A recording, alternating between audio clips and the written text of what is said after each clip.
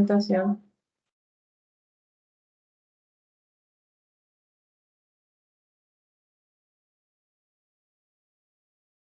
Bien. ¿Listo? ¿Están viendo mi pantalla? Sí. Sí, se ve. Bueno.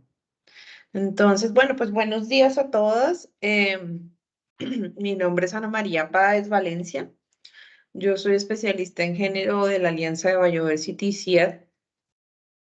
Estoy basada en Costa Rica, en la oficina. La Alianza tiene una oficina aquí para los que no sabían.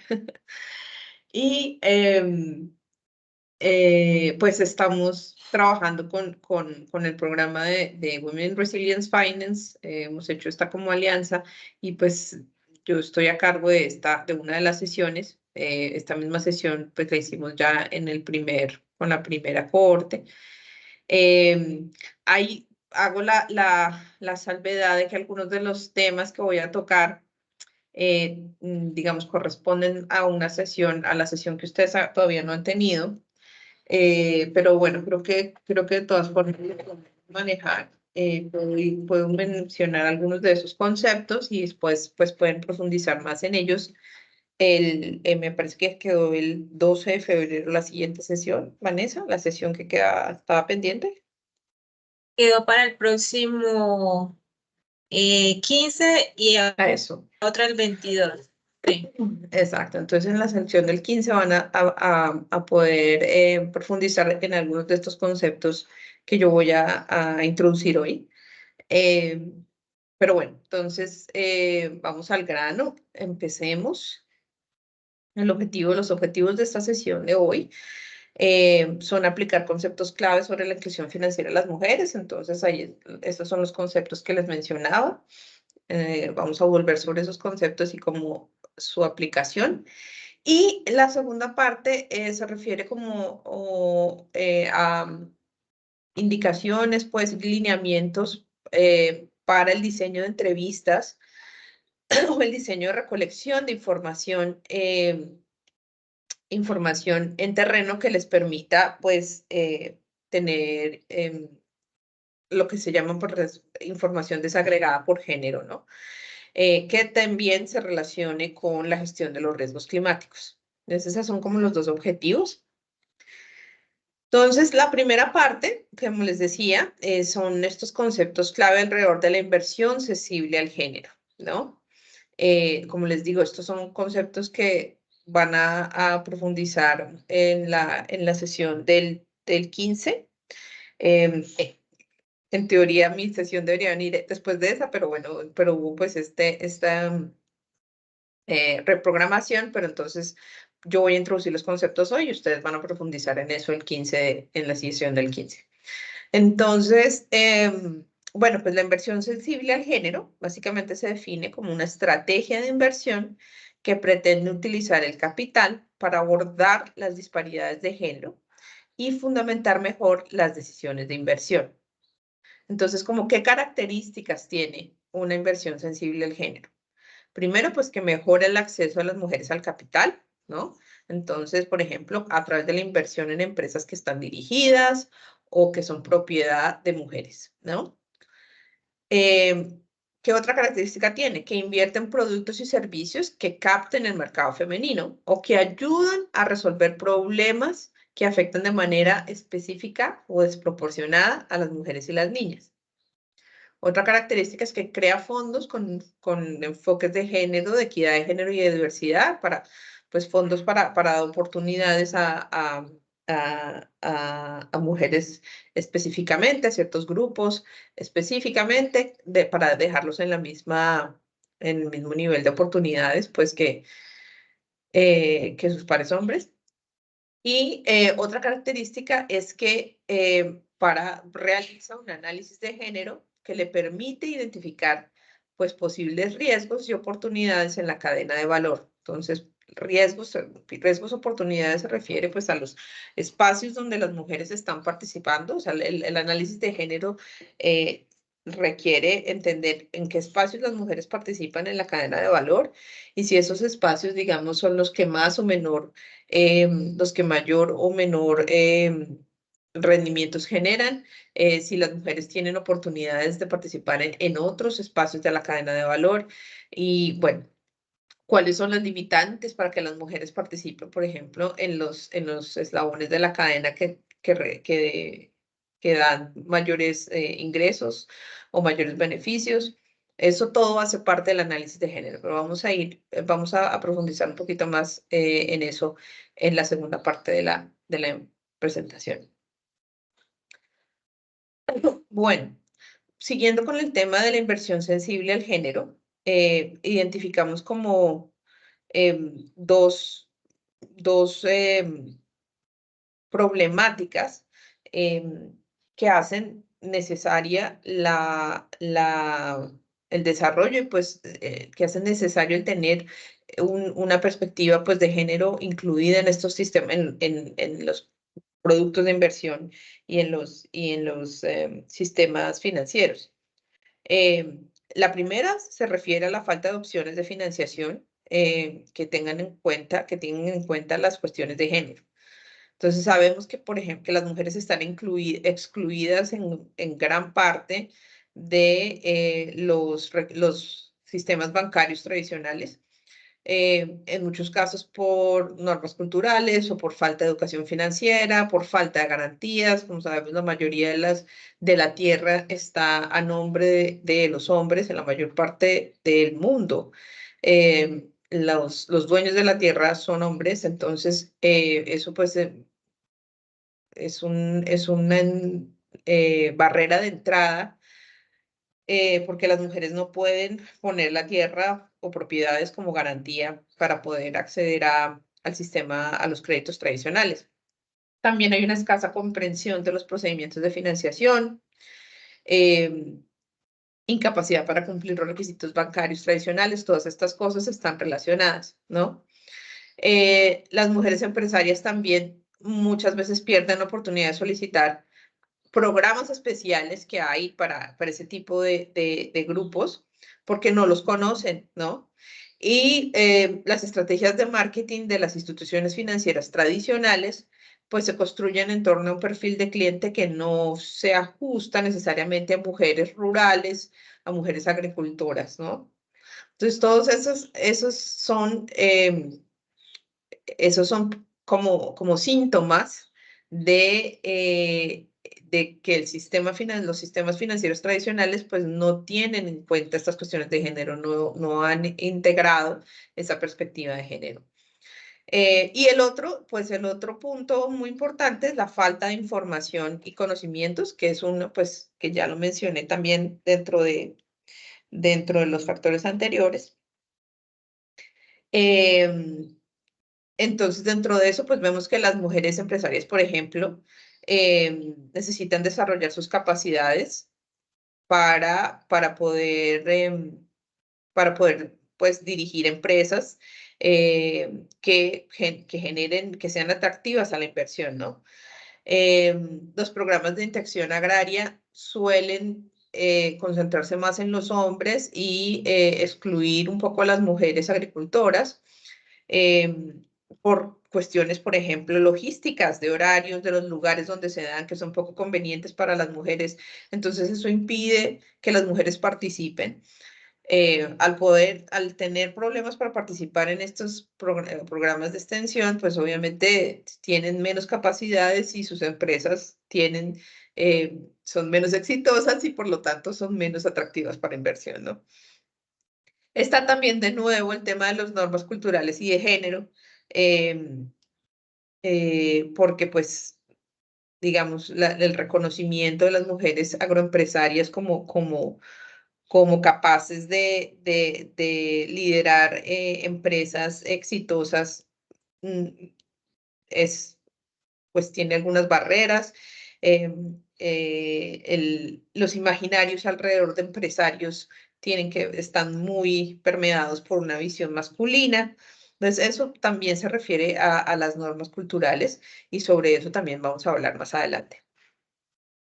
Y lo otro es que pues no consideran los círculos de aprendizaje e intercambio de información que las mujeres prefieren y en los que confían, ¿no? Como las redes empresariales, los grupos de autoayuda, las asociaciones de mujeres productoras, entonces los sistemas financieros y las estrategias de marketing y los, en general el sistema bancario tradicional, pues no utiliza esos canales y deja por fuera pues toda esta posibilidad de mercado. Bueno. Esta es una hoja de ruta para poder generar mayores opciones de inversión sensible al género en la agricultura climáticamente inteligente. Entonces, son todos como pedazos del rompecabezas en los que nos debemos estar concentrando al mismo tiempo o en diferentes etapas, pero que todos son importantes para poder lograr que los sistemas que las inversiones, los sistemas de inversión, los sistemas bancarios, pues sean más sensibles a las cuestiones de género. Entonces, la primera parte tiene que ver con la creación de capacidades. Entonces, es básicamente la ampliación de las opciones de agricultura climáticamente inteligente con perspectiva de género. Requiere el desarrollo de capacidades de todos los actores del ecosistema alimentario. Entonces, incluye los agricultores, las pymes, las empresas, los financiadores. Entonces, esto es generar capacidades alrededor de estas cuestiones de género y alrededor también de las cuestiones de resiliencia y cambio climático. Una segunda pieza es crear productos y programas sensibles al género, ¿no? Entonces, lo que les decía, se necesita hacer análisis de género para identificar cuáles son los vacíos, cuáles son las necesidades de mujeres y de sectores pues más marginados para poder desarrollar productos innovadores que respondan a esas necesidades y esas características y esas barreras que esos grupos tienen. El otro pedazo es generar pues colaboración y compromiso de diferentes actores, ¿no? Entonces identificar quiénes pueden y quiénes deben participar en el proceso, ¿no? No solo es el sector bancario, sino también el sector privado, las redes de agronegocios, las incubadoras, ¿no? Instancias gubernamentales y generar compromisos de todos esos actores para que soporten, ¿no? la creación de esos sistemas. Y la otra pieza que es muy importante es la recopilación y análisis de datos desagregados por sexo, ¿no? Entonces, para poder entender todos esos vacíos que mencionaba, poder atender las necesidades específicas, las barreras de género que hay en cada cadena de valor, pues hay que recoger información que nos permita pues nos permita entender eso. Y esa información se refiere pues a los datos desglosados por sexo, o sea, poder saber en qué partes de la cadena participan más hombres y más mujeres, poder tener información al respecto de quién hace qué, de quién tiene qué, de quién toma decisiones sobre cuáles procesos. Todos esos son datos, informaciones que nos permiten hacer ese análisis de género, que van a informar las estrategias de inversión sensibles al género. Entonces, bueno, esta segunda parte de la presentación, yo me voy a enfocar en esa parte de recolección de información desagregada por género y cómo se recoge esta información, a qué se refiere a qué se refiere recoger pues, los datos desagregados por sexo y desagregados por género, qué cosas hay que tener en cuenta y cuáles son como las cuestiones más importantes sobre las que debemos estar recogiendo información. No había pasado la diapositiva, me disculpan. Entonces, como les decía, bueno, generar información desagregada por sexo que permita hacer análisis de género, analizar la información y determinar las brechas entre hombres y mujeres al respecto de acceso a los recursos, al respecto de tenencia de la tierra, al respecto de la toma de decisiones, participación en cooperativas, en asociaciones, toma de decisiones también a nivel de hogar, bueno. Y una tercera parte es que pues igual hace parte del análisis de género, es ir un poco más allá de esas brechas, ¿no? De entender quién hace qué y cómo son los roles de hombres y mujeres en las diferentes cadenas y entender también cuáles son las barreras estructurales, ¿no? Que determinan esas diferencias. O sea, ¿por qué es que las mujeres no, por ejemplo, no tienen acceso a información y servicios financieros? ¿Por qué es que las mujeres participan específicamente en ciertos eslabones de la cadena y no en otros? ¿Cuáles son las barreras que no las dejan participar? La mayoría de los casos, estas barreras se refieren o a cuestiones institucionales, digamos, eh, de política o cuestiones reglamentarias, ¿no? En algunos casos, por ejemplo, tiene que ver con los reglamentos de las asociaciones de productores, donde solo dejan participar a una persona por familia, y entonces normalmente en las familias rurales pues se asume que esa persona debería ser el jefe de hogar. O pueden ser también cuestiones culturales que tiene que ver con esas normas de género de las que estaba hablando antes y sobre las que voy a volver más adelante. Bueno, sobre la recopilación y análisis de datos desagregados por sexo, hay como 3 mensajes importantes que yo quería compartirles. Lo primero es que los datos desagregados por sexo, pues son datos que se recogen y analizan por separado sobre hombres y mujeres, ¿no? Lo ideal sería también que tuvieran en cuenta estos factores relevantes de diferenciación, porque hombres y mujeres son categorías, eh, si uno habla de hombres y mujeres, uno piensa que todos los hombres son iguales, todas las mujeres son iguales, pero sabemos, ¿no? Que son categorías heterogéneas, ¿no? Entonces hay mujeres, las mujeres casadas son diferentes de las mujeres solteras y las mujeres jóvenes son diferentes de las mujeres adultas mayores y de igual manera con los hombres, ¿no? Las mujeres, por ejemplo, viudas o en situación de cuando son cabeza de familia, todas estas son características que son importantes entender también y no solo el hecho de que sean hombres y mujeres, ¿no? El hecho de que pertenezcan, por ejemplo, a una etnia minoritaria, un grupo minoritario, un grupo étnico minoritario, su nivel educativo, todas estas son cosas que determinan las posibilidades, las necesidades, los intereses y las prioridades de de diferentes tipos de personas, ¿no? Entonces es entender, pues, los datos que las hombres y las mujeres no son categorías homogéneas y que entonces idealmente tendríamos que recoger datos no solo desagregados por sexo, sino también desagregados por edad, por ejemplo, o por pertenencia étnica, y cómo escoger ese tipo de variables, cuáles son las variables más relevantes, pues va a depender primero de la homogeneidad de la población en la que estemos trabajando, con la que estemos trabajando. Si se trata de comunidades que son muy homogéneas, pues tal vez no habría necesidad de ver mucho, por ejemplo, diferenciación en términos de educación o en términos de situación socioeconómica, pero si se trata, por ejemplo, de comunidades donde hay población indígena y población, eh, eh, ¿cómo es que se llama eso?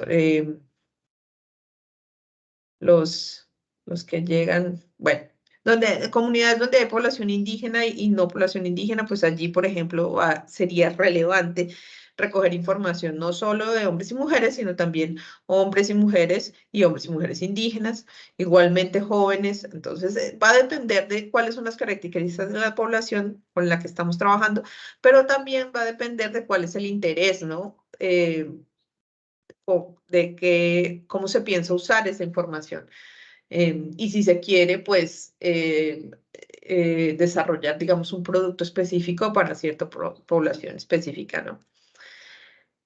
Otra cuestión importante a tener en cuenta es que no se trata solo de encuestar a hombres y mujeres, ¿no? Se trata también de hacer preguntas sobre quién, ¿no? No se trata solo de preguntarle, es que voy a incluir en mi muestra mitad hombres y mitad mujeres.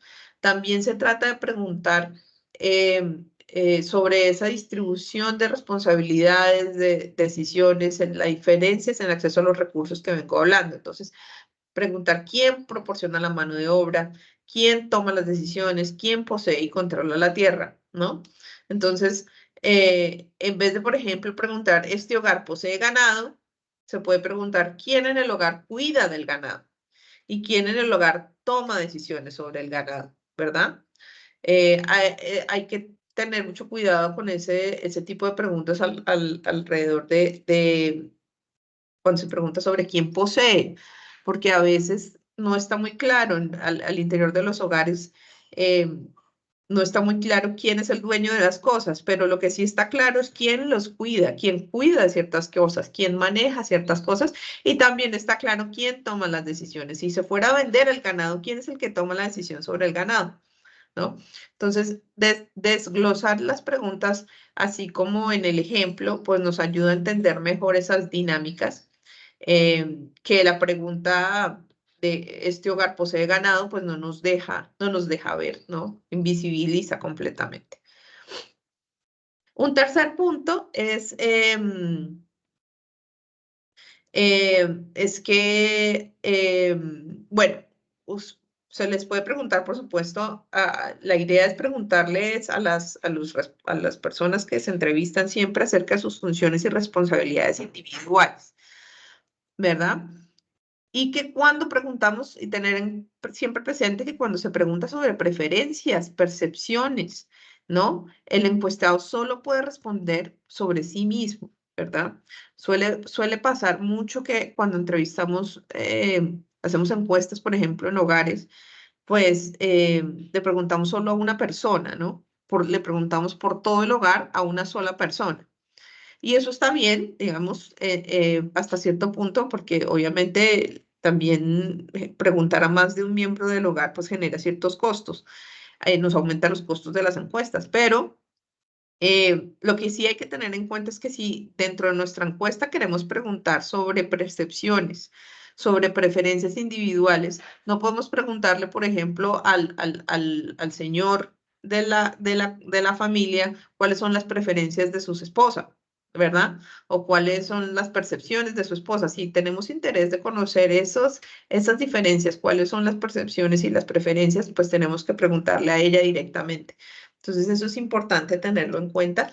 No en todos los casos va a ser necesario, pero a veces es necesario preguntar, encuestar a más de un miembro de la familia si se quiere recoger información alrededor de preferencias, percepciones o capacidades. Bueno. Ahora entonces, hablando un poquito sobre análisis de género y de qué se trata esto del análisis de género, ¿no? Como les decía, el objetivo del análisis de género es identificar las brechas de género en términos de oportunidades y derechos. Entonces, un análisis de género es un examen crítico de las diferencias en los roles, actividades, necesidades, oportunidades y derechos de hombres y mujeres. De hombres y mujeres diversas, ¿no? Entonces, como les decía antes, hombres y mujeres de diferentes edades, de diferentes pertenencias a grupos étnicos o situaciones socioeconómicas. Y el análisis de género nos permite visualizar las principales áreas en las que existe desigualdad de género en un contexto específico, ¿no? Las preguntas que usualmente se hacen en un análisis de género son, ¿cuál es el contexto primero, no? Se trata de una comunidad rural, una comunidad urbana, se trata de productores agropecuarios o solo pecuarios, bueno, en fin, luego quién hace qué, ¿no? ¿Cómo se distribuyen las tareas?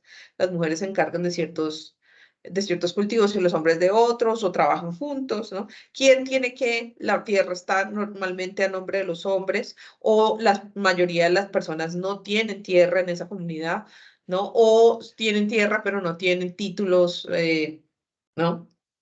Formales. ¿Quién decide, ¿no? Entonces, ¿cómo se toman las decisiones? Normalmente se toman en conjunto, se discuten en la familia, o son los hombres los que toman más decisiones, o sobre algunos temas hay más decisiones conjuntas y sobre otros temas hay más decisiones unilaterales. ¿Quién se beneficia? Entonces, cuando las familias venden lo que producen, por ejemplo, comercializan su producción, ¿quién se encarga de usar esos ingresos? ¿Quién decide sobre el uso de esos ingresos? Y cómo todos estos temas, además, determinan la vulnerabilidad y la capacidad de adaptación de los hogares y de los miembros de esos hogares, ¿no? Entonces, si hay ciertos hogares que no tienen tierra, por ejemplo, si las decisiones son tomadas unilateralmente, como todos esos temas pueden generar mayor vulnerabilidad o pueden, por ejemplo, generar menor capacidad de adaptación, ¿no?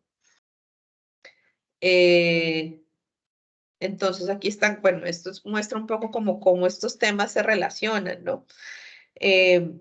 Primero, cuando hablamos de quién tiene el control, ¿no? Cuando preguntamos sobre quién decide, ¿no? Quién decide sobre los activos del hogar o los activos del hogar, básicamente, o los ingresos, ¿no? ¿Quién decide si las cosas se venden o se alquilan? ¿Quién da permiso para usar los activos del hogar? Eso se refiere, esas preguntas nos dicen quién tiene el control, ¿no? ¿Quién tiene el control de los recursos en un hogar o en una comunidad? Mientras que cuando hablamos de, por ejemplo, quién usa el recurso, ¿no? Y si es un recurso comunitario o privado, ¿no? O si hay límites para su uso. Todas esas preguntas se refieren al acceso al recurso, ¿no? Y las preguntas alrededor de cómo se usan los ingresos, quién decide sobre los ingresos, pues nos hablan de quién se beneficia, ¿no? Entonces, esto es importante porque muchas veces uno, digamos, nos enfocamos mucho en el uso de los recursos. ¿Quién usa la tierra? ¿Cómo, no, digamos, qué se cultiva en la parcela? O los instrumentos, por ejemplo, las herramientas de producción, pero eso se refiere solo al acceso, ¿no? Cuando queremos saber sobre control, tendremos que preguntar quién decide sobre todos esos temas, ¿no? Entonces es importante tener en cuenta esos dos elementos que son importantes los dos para el análisis de género. Y finalmente, ¿quién se beneficia, no? Y puede ser que en estos tres pedazos las mujeres tengan mayor o menor participación. No necesariamente quien tiene el control se beneficia, bueno, pero pues obviamente eso está más influenciado. Ok. Bueno, yo les hablaba al inicio también de que más allá de hablar bueno, les hablaba al inicio del análisis de género y de cómo el análisis de género nos ayuda a identificar esas brechas de género en oportunidades y derechos, ¿no? Pero les hablaba que también habría que ir más allá para entender las barreras estructurales que determinan esas diferencias, ¿no? Que determinan el por qué esa división de tareas, el por qué esa división de responsabilidades. Estas barreras estructurales son las que nos determinan por quién tiene acceso a qué, quién tiene el control de los diferentes activos, ¿no? Entonces, estas barreras se asocian con reglas y normas que son formales e informales, ¿no? Las normas e instituciones formales, pues se refieren a las leyes, a las políticas, a los marcos regulatorios, y las normas e instituciones informales se refieren a las reglas, a lo que llamamos normas sociales, que son reglas socialmente constituidas, ¿sí? Que determinan el comportamiento de las personas, ¿no? Básicamente es lo que se debe y lo que no se debe hacer en la conducta diaria individual. Lo que se espera que una mujer haga, lo que se espera que un hombre haga. Estas son las normas sociales y son informales porque no están escritas en ninguna parte y además cambian, ¿no? en cada contexto geográfico son diferentes. Las normas sociales en Finlandia son diferentes a las normas sociales en Colombia. Las normas sociales hace 100 años son diferentes a las normas sociales hoy en día. Entonces, estas normas sociales son informales, cambian, pero son tan poderosas como las formales en términos de determinar la forma en que los hombres y las mujeres se relacionan y determinar todas esas diferencias a las que yo me refería hace un minuto, que son las que analizamos en el análisis de género. Entonces, estas, como les decía, y no solo determinan las relaciones entre hombres y mujeres, digamos, a nivel del hogar, sino también a nivel de la comunidad, también determinan esas relaciones a nivel del mercado y a nivel del Estado. O sea, estas normas están, digamos, en todos los niveles sociales. Pensando entonces en estas barreras estructurales y en estas normas de género, cuando vemos la región de Latinoamérica, pues vemos que en Latinoamérica persisten varias normas sociales que limitan la participación de las mujeres en los servicios financieros. Primero porque limitan la tenencia de recursos económicos, ¿no? Mucho de esto depende del estado civil de la mujer y de la estructura de su hogar, ¿no? Entonces, si se trata de una mujer casada o una mujer viuda, estas posibilidades varían, ¿no? Además, el sector financiero en Latinoamérica tiene unos sesgos implícitos, ¿no? Que hacen más severos los criterios de elegibilidad para las mujeres en términos de ingresos y de colaterales. Y eso pues da lugar a discriminación o trato desigual.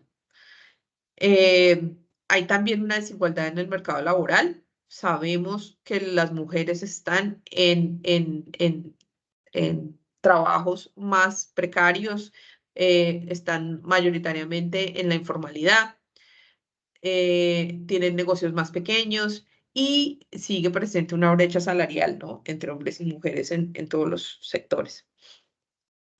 El otro tema son, pues, los roles digamos, la carga doméstica sigue siendo soportada principalmente por las mujeres.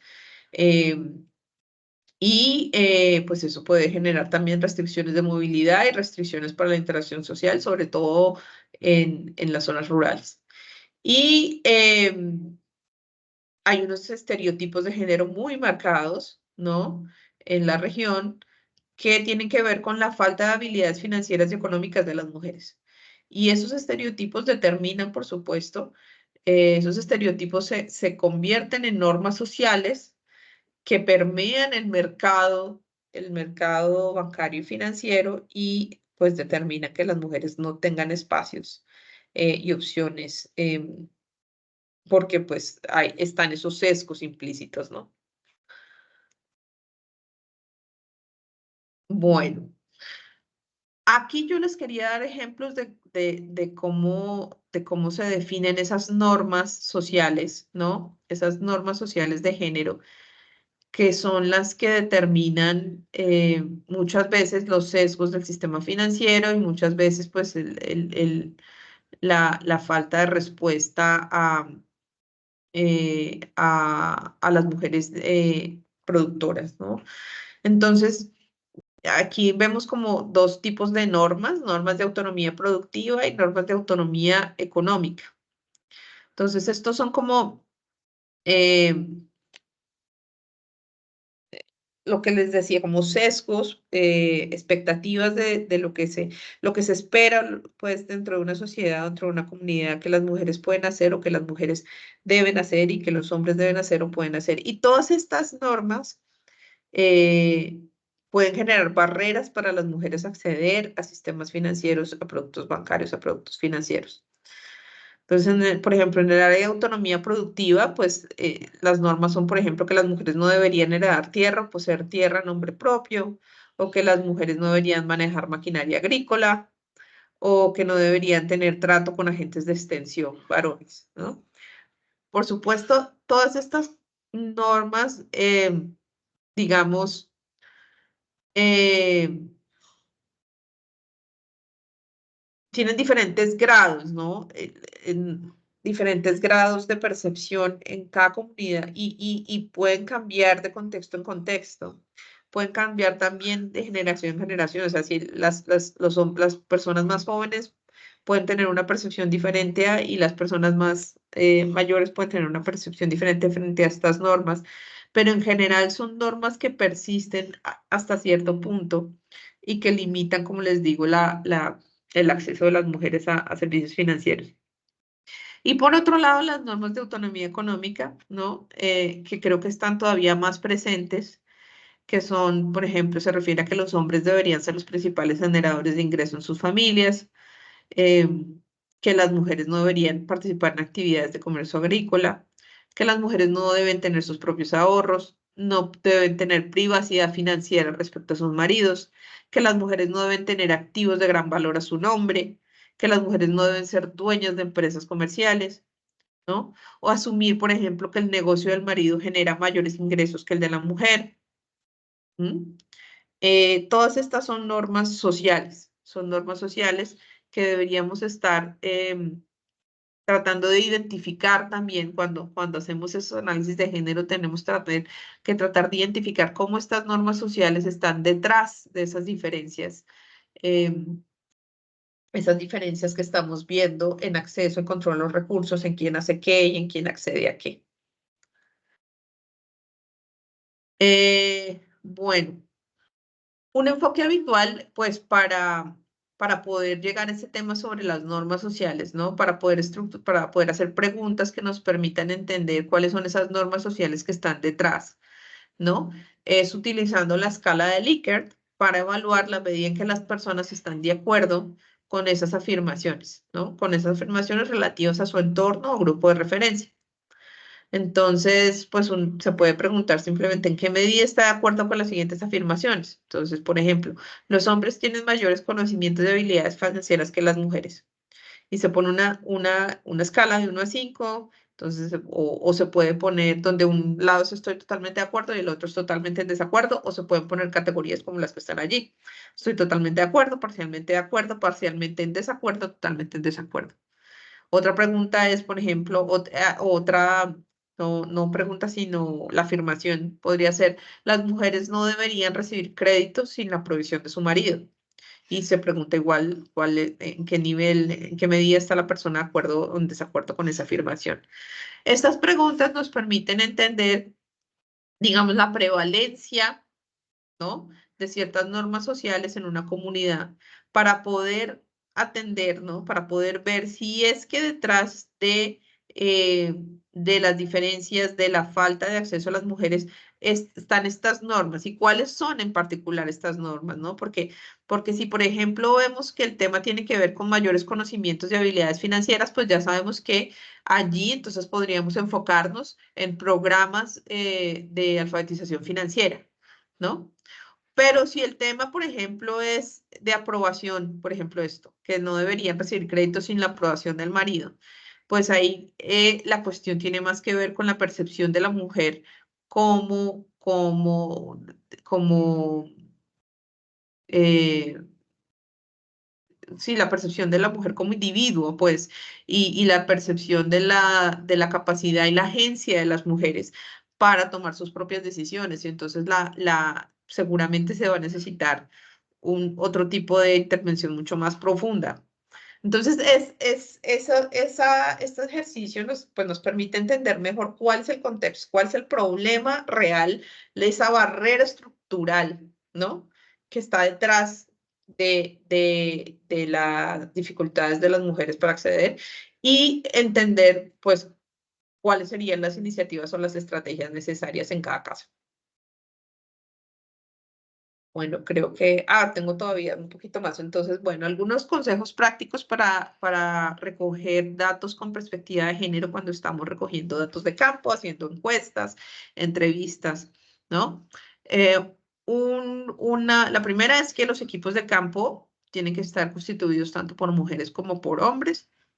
Los facilitadores o entrevistadores de sexo femenino generalmente toman contacto con más facilidad con las mujeres, ¿no? Y en muchos contextos, pues las mujeres entrevistadas se sienten más cómodas hablando con otras mujeres. Entonces, por eso es importante tener siempre hombres y mujeres como parte de los enumeradores o los facilitadores si estamos hablando de grupos focales, ¿no? O entrevistas.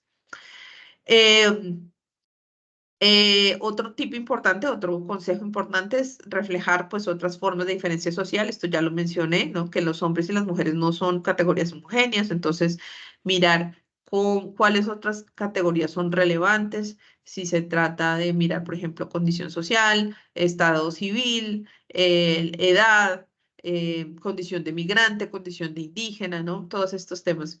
Es importante cuando sea relevante incluir y recoger información también sobre eso. Otro consejo es que al programar las entrevistas, pues, o grupos focales, por ejemplo, tener en cuenta que las exigencias de tiempo que implican y hacerlo en momentos convenientes para los entrevistados, ¿no? Entonces, por ejemplo, a veces funciona mejor entrevistar a las mujeres durante sus quehaceres cotidianos, mientras preparan la comida, mientras lavan la ropa, de manera que no interfieran con sus tareas. Eso también, además, puede ayudarles a mejorar la calidad de los datos recogidos porque los participantes pues no se sienten, no tienen afán de salir de eso, sino que están pues conversando, ¿no? Mientras hacen sus labores. Otro tema importante es buscar privacidad, ¿no? Sobre todo porque en muchos contextos las mujeres se sienten más tranquilas cuando no están en presencia de sus maridos o cuando tienen otros hombres presentes, se sienten más tranquilas para hablar y decir pues lo que realmente piensan y sus verdaderas percepciones y necesidades. También es importante utilizar un lenguaje apropiado, ¿no? Entonces, que los facilitadores y los enumeradores se comuniquen en un lenguaje que los haga sentir cómodos, entonces evitar el uso de términos muy técnicos o muy complicados que no sean familiares a los participantes. Es importante también prestar atención a las formas no verbales de comunicación. Si alguien se siente incómodo, digamos, en un tema determinado, hay que estar atento a esas formas no verbales o para parar o para buscar un espacio más privado, o, en fin, o para ajustar las preguntas, tal vez reevaluar lo que se está recogiendo. Cuando se trabaja con grupos focales, es importante observar quién habla en el grupo y quién no habla, ¿no? Y tomar nota de eso también para saber cuando estamos recogiendo alguna percepción que nos quede el registro de que no se trata de todo el grupo, sino una persona en particular, o, o si alguien pues lideró la discusión y no dejó mucho hablar a los demás. Entonces, tomar nota de eso, pero además de tomar nota de eso, además, pues promover, ¿no? Que no sea así, tratar de promover que todos los participantes puedan dar su opinión, promover también el diálogo entre las personas con puntos de vista diferentes. La idea, pues, de esos grupos focales, por supuesto, es recoger esa diversidad de perspectivas y de visiones. Y de nuevo, si en ese momento, pues si en un caso determinado se identifica que hay algún grupo de participantes que no están hablando o no se sienten cómodos o no se sienten en libertad, pues entonces ajustar de nuevo la distribución de los grupos, de pronto pensar en hacer un grupo específico con esos participantes aparte, volver en otro momento, en fin. Y bueno, muy importante también, y que no se hace siempre, pero debería ser siempre un requisito, es transmitir las conclusiones a los participantes, devolver las conclusiones de los análisis a los participantes. Entonces, volver y reunirse con las personas que participaron en una encuesta o en entrevistas, en ejercicios de recolección de información y comunicarles, explicarles, mostrarles cuáles fueron los resultados del estudio, los resultados del análisis que se hizo, ¿no? Esto además puede ser usado como una oportunidad para involucrar a los hombres como aliados, ¿no? Si, por ejemplo, estamos recogiendo información sobre sobre desigualdades, ¿no? En acceso o estos temas de género, pues cuando se presentan los resultados del análisis, si invitamos a los hombres a conocer esos resultados, pues nos da la oportunidad también de sensibilizarlos y de empezar a involucrarlos en esa discusión alrededor de las desigualdades de género. Eso también además nos ayuda a evitar potenciales reacciones negativas contra las mujeres que participan en el proceso, ¿no? Entonces, esa es una práctica muy importante en todos los casos, no solo para los temas de género, sino en general cuando recogemos información, siempre regresar con los resultados de esa información, con lo que se hizo con esa información para los participantes, las personas que participaron en darnos la información. Bueno, yo creo, entonces eso es todo en términos de mi presentación. Yo quería proponerles este ejercicio práctico, como tener un poquito una discusión entre todos, entre todas. Tengo que disminuir aquí para poder volver a ver el Teams, pero pues entonces yo quería como escuchar de las participantes, eh, pensando en las cooperativas y en las organizaciones que sus instituciones financian, o las clientes o los beneficiarios de créditos o productos financieros, ¿no?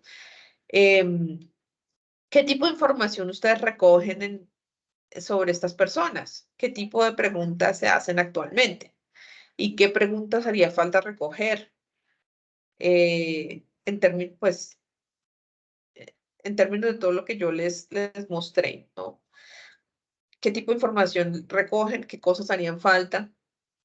Si es factible recoger ese tipo de preguntas, información, ese tipo de información, sin hacer ese tipo de preguntas, ¿no? ¿Qué otros mecanismos tienen por los que usan para conocer a sus clientes, ¿no? Y bueno, el último punto se refiere a las preguntas que quieren usar para diseñar en su entrevista. Yo sé que uno de los ejercicios de este curso, pues, es hacer una entrevista. Entonces, este era más como dirigido a eso, pero si quieren, creo que mejor empezamos por las primeras preguntas. No sé si alguien me quiere compartir en su institución Sí, qué yo tipo de información se recoge. creo Sí. que hasta ahora no hemos hecho un estudio centrado en género. Realmente me llama mucho la atención. Sería interesante ver los resultados, ver la información, sorprendernos de cosas. Sí aplicamos encuestas, encuestas estandarizadas en los 23 países o específicas en cada país, pero no hemos hecho, obviamente se hace el análisis de información hombre-mujer, pero no hacemos esta diferencia o algo muy centrado en género. Sí, la información generalmente, tanto crediticia como social, se divide, se desagrega por género, pero un estudio así tan profundo para conocer un poco más a la mujer o estas desigualdades, todavía no. Creo que es algo para anotar en las tareas pendientes. Sí. Muchas gracias. ¿Alguien más? María, Sí, sí, Ana María, buenos días. Bueno, mil disculpas por el tema de la cámara. Siempre a tranquila. esta hora me resulta un poquito conectarla, pero hoy no fue esa la excusa, sino que estoy en un dispositivo que no me permite prender la cámara porque es de la oficina. Bueno, con respecto a nosotros como Fundación SPOAR, hace 2 años obtuvimos el sello Violeta, como que es un sello una distinción que se da aquí en el Ecuador a las empresas que tienen políticas de crédito en cuanto basadas en género, políticas institucionales, perdón, y que se la hace una institución libre de violencia. En ese sentido, obtuvimos ya una capacitación justo para lograr evitar, ¿no? estos sesgos que pueden haber de manera inconsciente cuando haces publicidad, Mm, cuando sacas información o productos. Y fue súper mm, interesante porque, bueno, yo trabajo directo en el área educativa y soy quien elabora el material educativo que llega a los clientes. Y entonces ahí en ese momento recuerdo que fue tan chistoso para mí porque uno no es que es machista o no es que eres feminista, pero muchas veces pasas por alto términos que luego te das cuenta y dices, wow, estoy siendo súper directiva, o sea, súper directa hacia tal género. Y sí, nos explicaban, ¿no? Cómo debíamos ser lo más neutrales posibles, obviamente, porque tenemos una cartera de hombres y mujeres, si bien Fundación sí, Squad, más del 60% de la cartera son mujeres, pero ya hay hombres. Entonces decía, debes encontrar un equilibrio. Y pues en ese sentido nosotros empezamos a tratar como de recodificar nuestro material educativo y que toda la información pues vaya de manera súper neutral para que no afecte a ninguna población.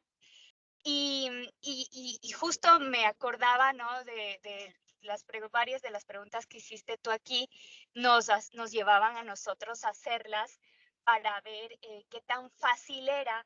Y es justo que Rosa decía hace un ratito, pero es una cosa muy complicada porque inconscientemente vuelves a estos sesgos que de sí, manera cultural lo tienes como impregnado, ¿sí? sí, sí. Pero es súper bueno como experiencia propia realmente el empezar a hacer ejercicios de entrevistas que te lleven a profundizar realmente el conocimiento del cliente es muy interesante. Es necesario tener la habilidad, ¿sí? Crear la habilidad del facilitador para poder recopilar bien la información. Y en ese sentido, bueno, nosotros tratamos de capacitar al personal de educación cuando levanta datos, de constantemente capacitarle en cómo hacer estas preguntas para lograr incluso comodidad en el entrevistado. Eso Ujú, ujú, como nuestra ujú, experiencia. ujú, de acuerdo. ¿Y qué les ha funcionado para lograr esa comodidad del entrevistado? Bueno, felizmente bueno, nosotros aquí en el área de educación somos 14 personas y Wow. bueno, es chistoso, pero somos 14 mujeres. ¿ya? Y bueno, siempre el personal de educación se ha caracterizado por ser como, es el amigo, el backup de todo el personal de crédito. Siempre nos han visto así. Entonces, em, conocemos mucho a los clientes porque les acompañamos al personal de crédito y los clientes nos ven no como el promotor que me pone la traba o me viene a cobrar, sino quien me enseña. Entonces, Mm, felizmente por ese lado, la gente sí se siente muy cómoda. Claro, mm, no te voy a negar que ciertos temas, por ejemplo, cuando nos toca levantar datos de violencia o datos, por sí, ejemplo, de sexualidad, sí crea un poquito como recelo en los clientes varones o sí. rechazo, pero felizmente creo que hemos recibido un montón de capacitaciones de justo crear habilidades del facilitador que permite que el cliente se sienta bastante cómodo. Igual como te digo, a cada rato estamos visitando los grupos de crédito y ya los clientes identifican a las chicas. Y por ese lado es súper bueno porque el cliente sí confía mucho en lo que le dice al educador. Porque siempre tratamos como de mencionarles que la información que estamos recopilando es a fin de mejorar el servicio educativo y los temas que abordamos, bla, bla, bla. Entonces, en ese sentido, se abren mucho y se logra bastante comodidad. Es difícil cuando tenemos una educadora nueva, hasta que más o menos el cliente empiece a conocerlo nuevamente al Mm, educador, pero pues sí, ahí ir trabajando y acompañándole para que el cliente le vaya conociendo. ujú, ujú. No, pero eso es muy chévere, pues esa estrategia, ¿no? De trabajar con educadores y enfocarse como en esa parte de educación. Claro, eso genera una relación diferente con los clientes, por supuesto. Muchas gracias, Patricia. No sé, ¿alguien más quiere compartir?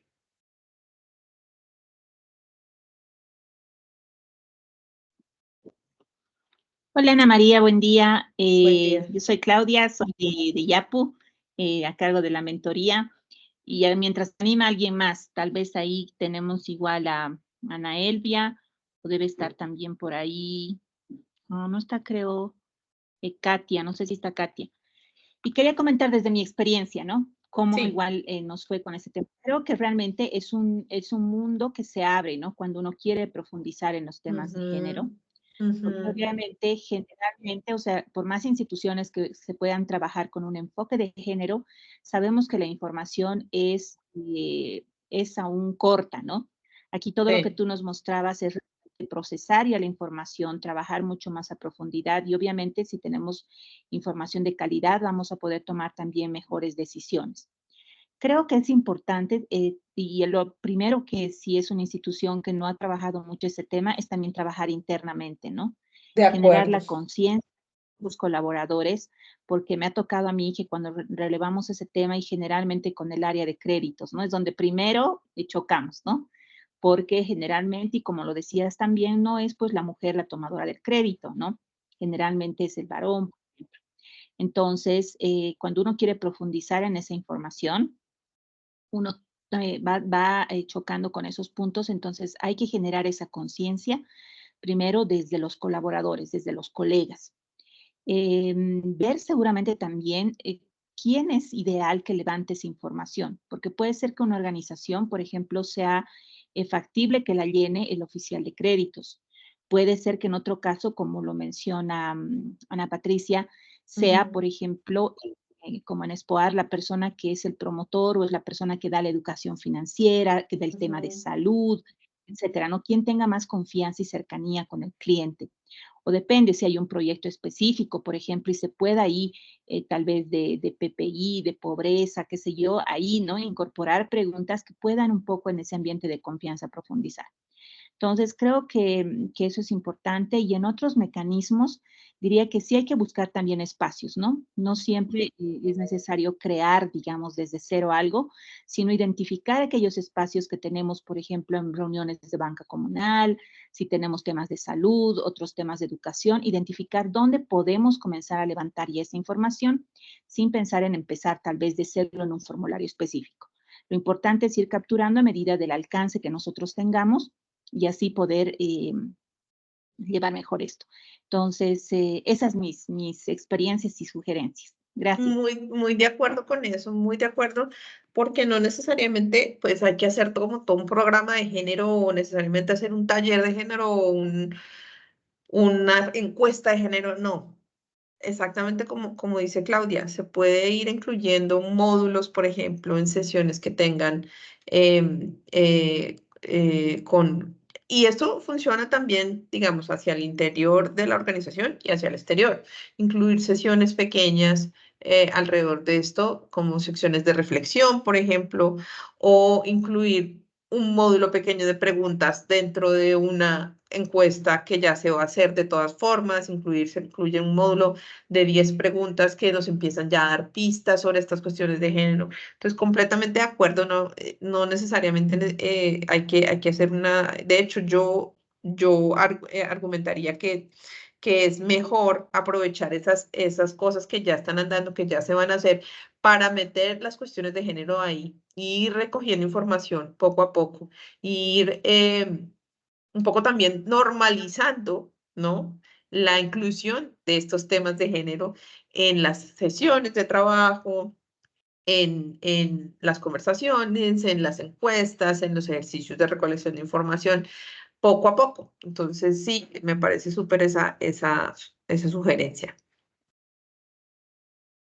Yo quería mencionar algo más y se me olvidó. Veo también que en el chat Ana Elvia nos escribía, nos dice que cómo voy a Si me leerlo, como ayudas con el chat, porque yo tengo estoy no compartiendo vas la a poder pantalla. ver en la pantalla. Sí. Exacto.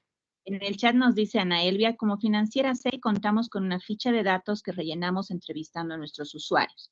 Sin embargo, no se enfoca en género. Aunque la información es básica del estilo de vida y núcleo familiar, quedamos cortos en cuanto a enfoque. Somos una institución con un 70% de mujeres colaboradoras y casi un 80% de usuarias. Y aunque tenemos un reconocimiento Great Place to Work, estamos en camino de mejorar con estas experiencias suyas. Gracias. Sí, creo que hay ahí una tarea por realizar, ¿no? Y muchas ideas para Ana Elvia, porque justamente ASEI tiene, ¿no?, un alcance bastante grande en el tema de mujeres. Entonces, y ahí con ese alcance puede realmente trabajar mucho y profundizar ese tema, ¿no? Eso es. Sí. Y bueno, yo les preguntaría si entonces ustedes ven factible incluir ese tipo de preguntas de cosas como que generalmente no se incluyen, no se preguntan. ¿Ustedes creen que sea factible, digamos, empezar a trabajar e incluir este tipo de preguntas en sus ejercicios? Sí, totalmente. Ujú, También, ujú. no sé en este momento si, por ejemplo, en el PPI, pero creo que depende del tipo de estudios que queramos hacer y sí sería muy bueno. Creo que nos daría bastante información también para las áreas de operaciones, las áreas de atención al cliente, desarrollo de nuevos Ujú. productos, enfocarnos más pues en los nichos, ¿no? En las mujeres, porque también nosotros tenemos el 70% de clientes mujeres y en algunos países cerca del 90% y no estamos haciendo este Ujú. tipo de estudios, entonces creo que sí, sí es un buen punto. Vale, vale. Bueno, y como el último punto era esto del tema de las preguntas que quieren hacer para diseñar su entrevista. Si estoy correcta en que tienen que diseñar una entrevista, el grupo anterior lo hizo, este grupo también lo está haciendo. No sé, Sí, bueno, vamos a hacer un video y sí tenemos que entrevistar. vale. Entonces, digamos, pensando en esa entrevista, ya todos tienen claro a quién quieren entrevistar y qué cosas quieren preguntar. No, yo honestamente no me he puesto, no le he dedicado tiempo a pensar. Tengo algunas ideas, tengo Ajá. incluso idea de cliente, pero no le he dedicado tanto tiempo, de verdad. Ok, ok. Porque pensaba que tal vez sea una oportunidad para empezar a poner en práctica algunas de estas preguntas. Por ejemplo, preguntas alrededor de normas de género, de cómo, para, por ejemplo, entender si las mismas mujeres están, qué tanto las mismas mujeres están un poco también limitadas por esas mismas normas de género, ¿no? Eh, no sé si alguien nos quiere compartir, alguien más ha pensado sobre esa entrevista y de pronto piensa que tal vez pueda usar algo de esto para esa entrevista o no necesariamente. O no sé Em, si yo, tienen yo le he alguien estado preguntas de qué dando, cosas, si tienen también preguntas de sus ideas, digamos, de lo que han estado pensando y quisieran saber, ay, ¿cómo hago para preguntar o tal cosa o cómo podría enfocar tal otra? No sé. yo todavía no tengo como la idea muy clara, Ujú. entonces no he llegado al punto todavía de hacer las preguntas, pero si en el camino tengo ahí algún problema, te busco. Vale, vale. Bueno, y yo no pregunté, me disculpan que yo no pregunté si había preguntas de todo este contenido que les compartí. Me fui directo a la diapositiva final y no pregunté si alguien tenía alguna pregunta como de clarificación.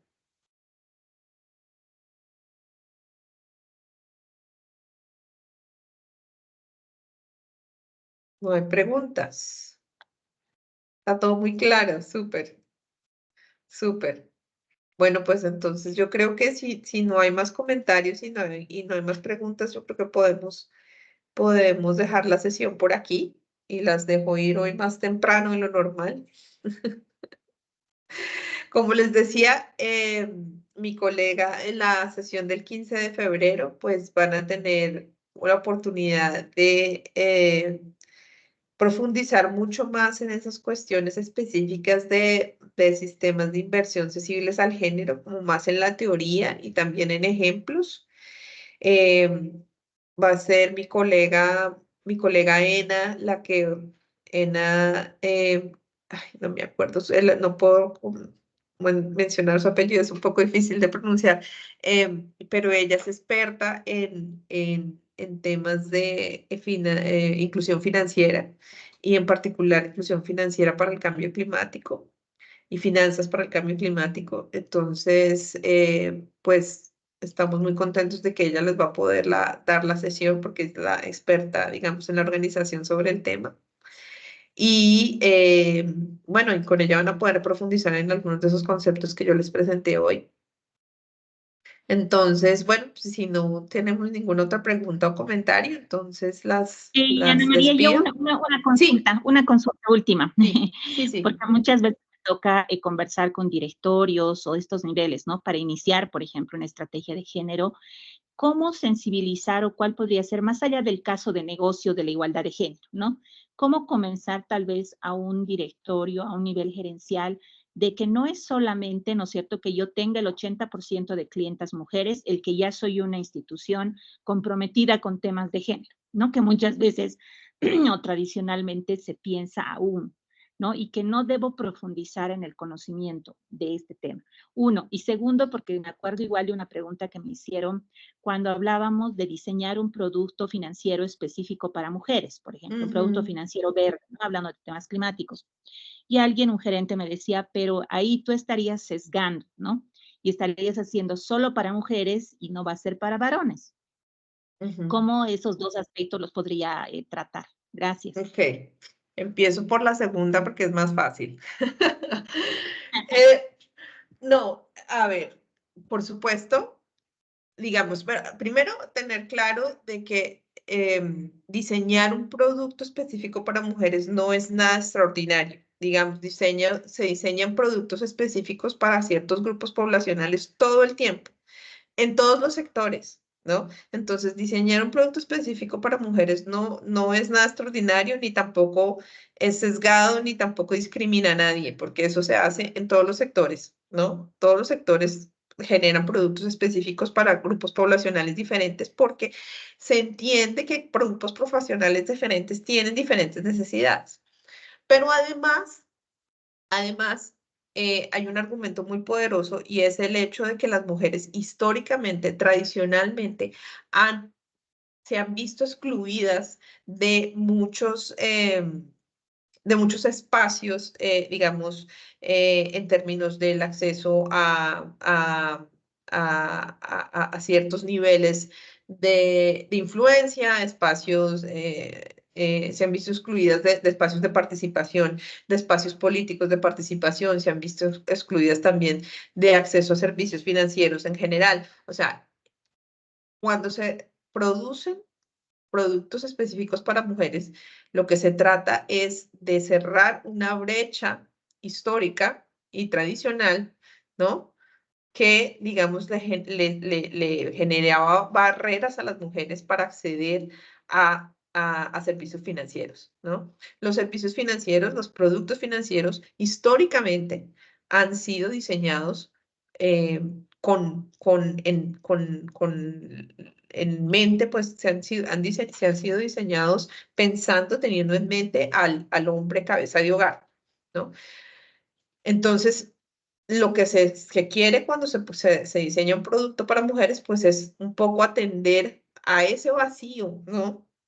Histórico, ¿no? Y a compensar esa desigualdad que se ha generado histórica, ¿no? Donde las mujeres han tenido menor acceso a servicios financieros, menor acceso porque han tenido menor acceso a la tierra, porque han tenido menor acceso al trabajo, a la educación, históricamente, ¿no? Entonces no tengan miedo de que les digan, no, es que ahora todo es para las mujeres y nada es para los hombres, no, es que históricamente estamos tratando de cerrar una brecha que existe, estamos tratando de nivelar, ¿no? las oportunidades. Las mujeres venían aquí. Entonces, como estaban aquí, tenemos que generar oportunidades específicas, espacios específicos para mujeres para que puedan llegar aquí, ¿no? Ese es el argumento principal allí. Con respecto a lo primero, cómo enganchar pues a los directivos, cómo transmitir el mensaje de que no se trata de solo tener mujeres y porque mujeres entonces ya somos.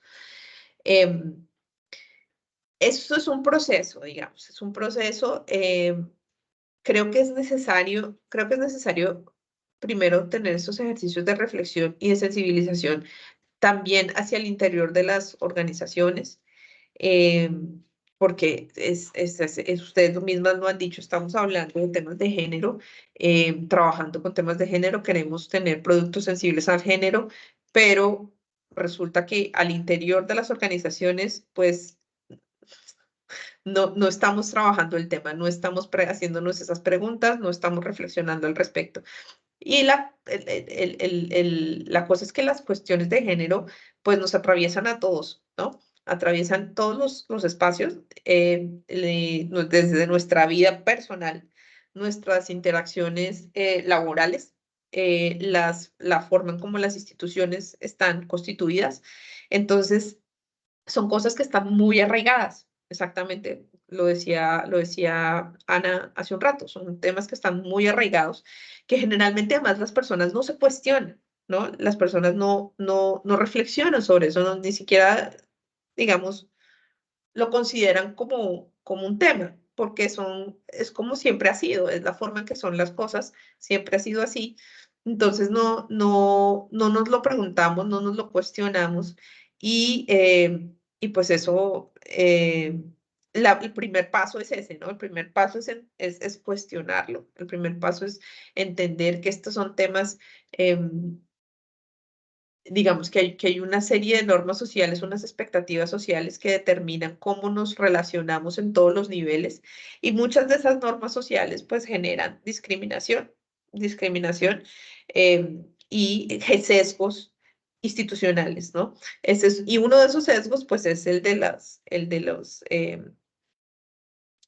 los líderes, ¿no? Pues los directivos.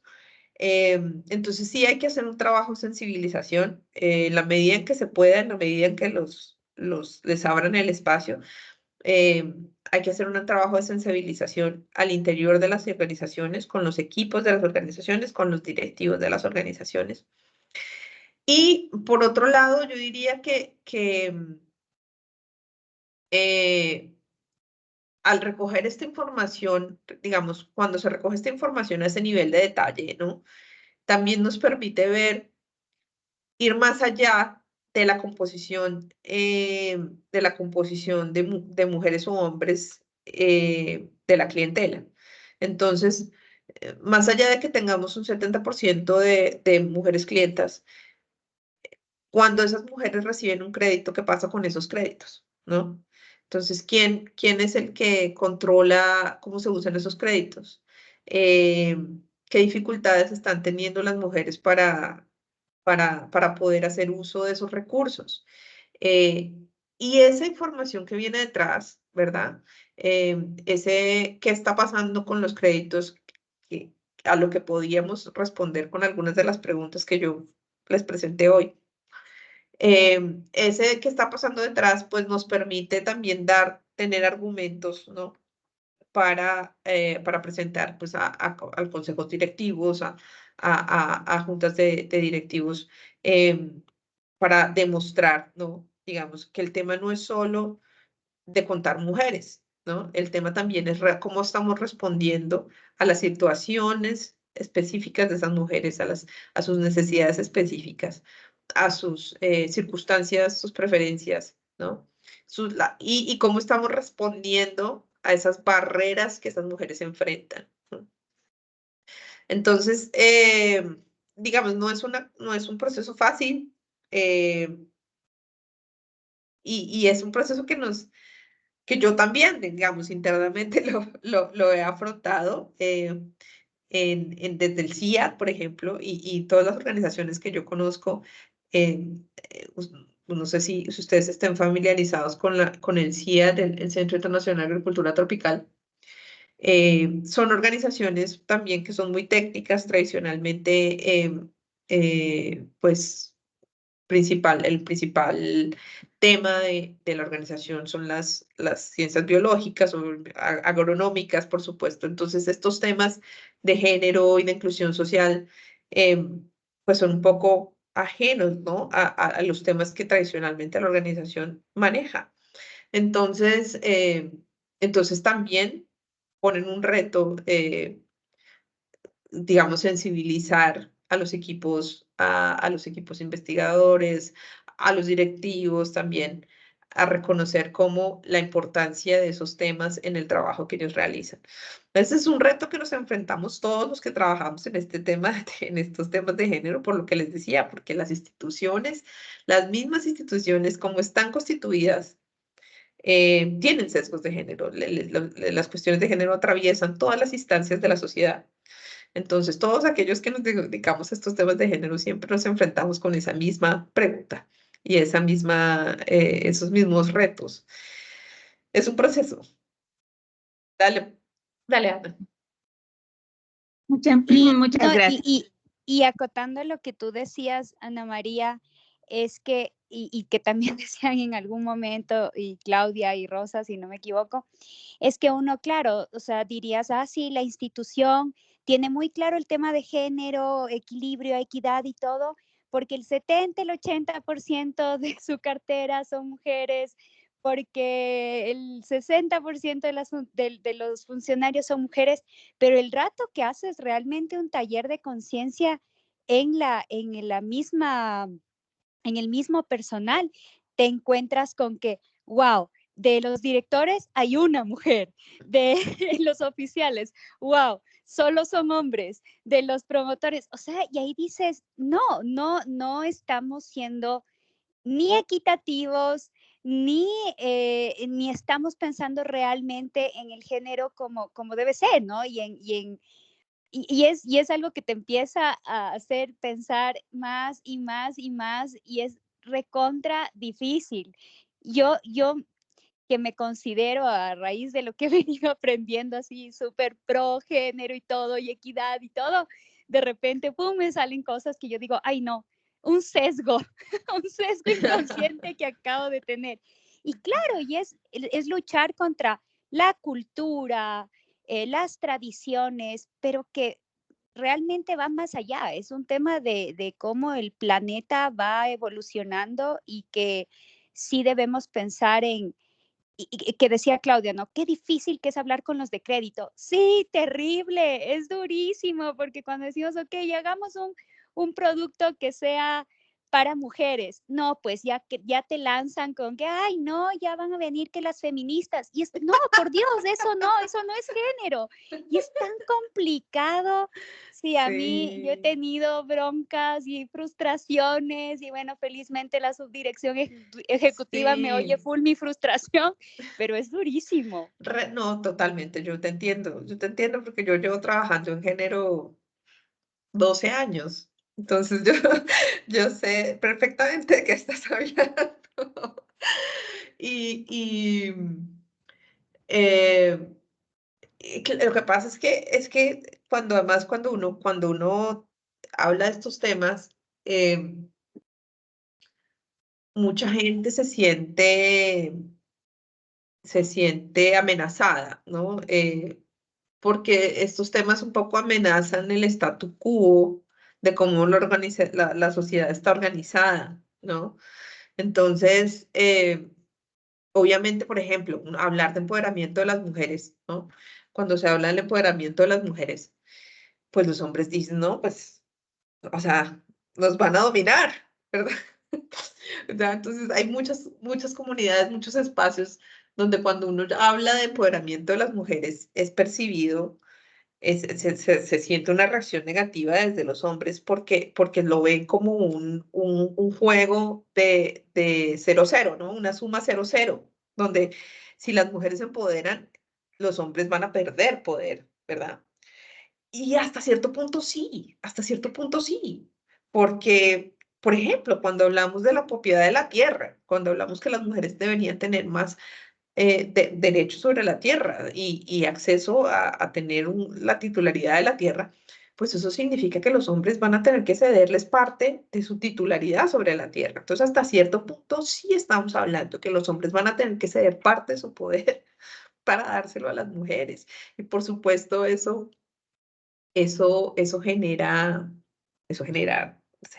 rechazo en ciertos contextos. Entonces, pero también es importante saber que no es un juego de suma cero. O sea, no es de verdad, no es que las mujeres van a ganar y los hombres van a perder. Realmente las cuestiones de género impactan tanto a hombres como a mujeres, ¿no? De la misma manera que las mujeres, digamos, tienen muchas desventajas en términos de, pues, por ejemplo, de la doble carga del rol reproductivo, que se asume es un rol productivo, de todas estas desigualdades históricas que enfrentan.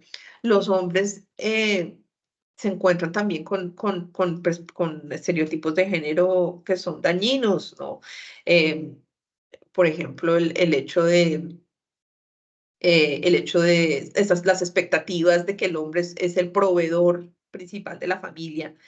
Eso genera cualquier cantidad de problemáticas y presiones sobre los hombres también. Y genera también, o sea, muchísimos casos de depresión y de suicidio. En los hombres rurales, por ejemplo, en India hubo hace algunos años una crisis tremenda porque muchísimos hombres productores se estaban suicidando porque hubo crisis, una crisis y muchos perdieron todo y entonces empezaron a suicidarse. Y eso es muestra de esa presión intensa por tener que ser el proveedor y como el pilar de la familia, ¿verdad? Y eso es un estereotipo de género. Entonces, de la misma forma que el estereotipo de género de la mujer en la casa que no puede salir de la casa, le hace daño a esa mujer. Ese mismo estereotipo le hace daño al hombre porque entonces pone toda la presión del sostenimiento de la familia sobre el hombre, ¿no? Y le cierra las posibilidades, por ejemplo, a tener una relación más cercana con sus hijos, por ejemplo, ¿no? El hombre cuidador, ¿no? Esa figura masculina que no se asocia con el cuidador de niños y de bebés le cierra una posibilidad a muchos hombres de tener una relación más cercana con sus hijos, ¿no? Entonces, a pesar de que quieran hacerlo, puede que no lo hacen por una expectativa social, ¿no? Por una costumbre social. Entonces, muchos estereotipos de género, muchas cuestiones de género son dañinas también para los hombres, ¿no? Entonces, no necesariamente es un juego suma cero. Cuando hablamos de esas cuestiones de género, la idea es que vamos a tener una mejor sociedad, ¿no? Eso es otro argumento que les puede servir eventualmente. Pero sí, de acuerdo que son temas muy difíciles de abordar. Institucionalmente son temas muy difíciles de abordar. Pero ustedes pues están haciendo, o sea, vamos paso a paso, no es una carrera de velocidad, sino de aguante, es una maratón. No es la carrera de velocidad, no son los 100 metros, sino las maratones, lo que estamos jugando aquí, ¿no? Y tener la vista como a largo plazo. Y poquito a poco se van ganando espacios, se van ganando espacios. Sí, qué bueno. Qué bueno que estén todas, que busquen. Eso es otra cosa chévere de este tipo de espacios, como el curso, como este curso en particular, que le da, pues que nos abre un espacio a las personas que trabajamos en estos temas para intercambiar, para sentirnos más acompañadas, para sentirnos validadas, ¿no? Entonces no estamos locas, o sea, no soy yo la loca de mi organización que habla de esto, todo el mundo manda a callar. No estamos solas, exactamente. Y de todas formas, sí es un trabajo que vale la pena. Es un trabajo que vale la pena y que está siendo cada vez más reconocido. Está siendo cada vez más reconocido. eh, Porque pues, la igualdad de género es una de los objetivos del milenio, de las objetivos de desarrollo sostenible de las Naciones Unidas, junto con acabar la pobreza, está la igualdad de género, o sea, y esa es una meta en la que están comprometidos todos los países del mundo. Entonces, em, digamos, es un trabajo, es un proceso y hay muchas cosas en contra, pero es el camino por donde debemos seguir. Mm. Vale, bueno, pues qué chévere esta conversación, qué bueno que se hayan sentido un poquito más acompañadas. No sé, ¿alguien tiene algo más? ¿Alguien quiere compartirnos algo más o cerramos aquí? Bueno, de mi parte sí quería comentar algo. Bueno, como Dale. ya habíamos hablado con todas, queríamos tener difusión de este nuevo grupo en redes sociales, entonces quería solicitar la fotografía a Rosa, sí, para ya poner esto en nuestras redes y así también difundir lo que estamos haciendo aquí. Eso sería todo de mi parte y muchas gracias a todas por participar. Sí, muchas gracias a todos por participar y por sus intervenciones y por pues compartirnos sus experiencias. Gracias, Ana Muchas María. gracias. Muchas Bueno, gracias. mucha suerte con el resto del curso y estamos aquí a la orden en adelante para lo que se necesite. Gracias, Muchas un gracias. abrazo a todas. Adiós. Gracias a todos. Gracias, Un buen día. abrazo. Nos Gracias, vemos hasta la luego. próxima sesión.